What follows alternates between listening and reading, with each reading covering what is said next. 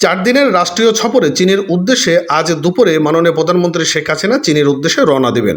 বন্ধুরা, আপনারা জানেন যে মাননীয় প্রধানমন্ত্রী শেখ হাসিনা ভারত সফর করেছেন এবং ভারত সফর করা অবস্থায় ভারতের প্রধানমন্ত্রী নরেন্দ্র মোদীর সঙ্গে বেশ কয়েকটি বৈঠক করেছেন। সেই বৈঠকে প্রধান যে প্রাধান্য দেওয়া হয়েছিল সেটা হচ্ছে তিস্তা চুক্তি। এই তিস্তা চুক্তির যে অবস্থা, আসলে এটি তিস্তা চুক্তি হবে নাকি হবে না, এবং প্রধানমন্ত্রী নরেন্দ্র মোদী তিনি আশ্বাস দিয়েছেন যে তিস্তা চুক্তি অবশ্যই হবে। তবে পশ্চিমবঙ্গের যিনি রয়েছেন মমতা ব্যানার্জি, তিনি এই বিষয়ে একটু ভেটো দিয়েছিলেন যে তিস্তা চুক্তির ব্যাপারে কেন প্রধানমন্ত্রী আমাদের সঙ্গে কথা না বলে সিদ্ধান্ত নেবেন। তো যাই হোক, হতাশা বা আশার আলো নিয়েই প্রধানমন্ত্রী শেখ হাসিনা ভারত সফর করেছেন।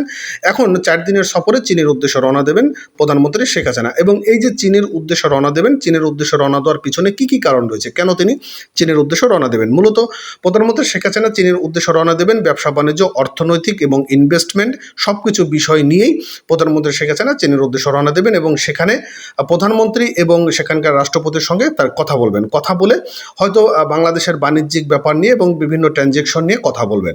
তো কালবেলা পত্রিকায় এরকম একটি নিউজ প্রকাশ করেছেন, খুবই গুরুত্বপূর্ণ আজকের নিউজটি। বন্ধুরা, অবশ্যই নিউজটি কন্টিনিউ করবেন, চ্যানেলটি সাবস্ক্রাইব করবেন এবং পেজটি ফলো করবেন। চলুন নিউজটি আমরা একটু রিভিউ করে আসি।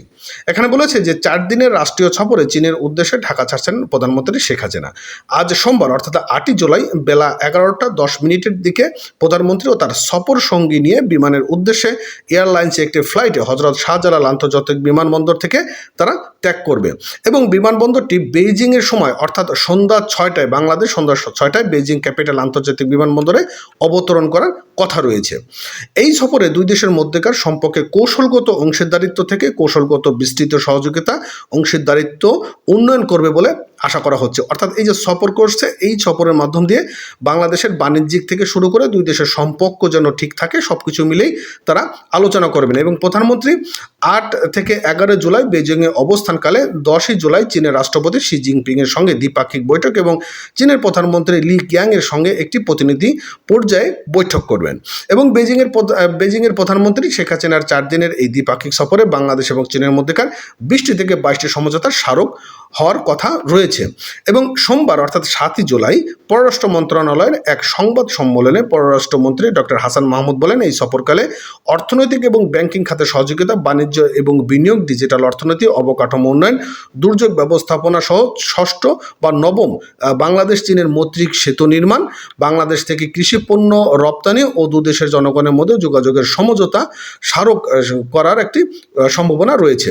এবং তিনি বলেছেন যে সফরকালে দুই দেশের কয়েকটি প্রকল্পের উদ্বোধনের কথা একটা ঘোষণা রয়েছে।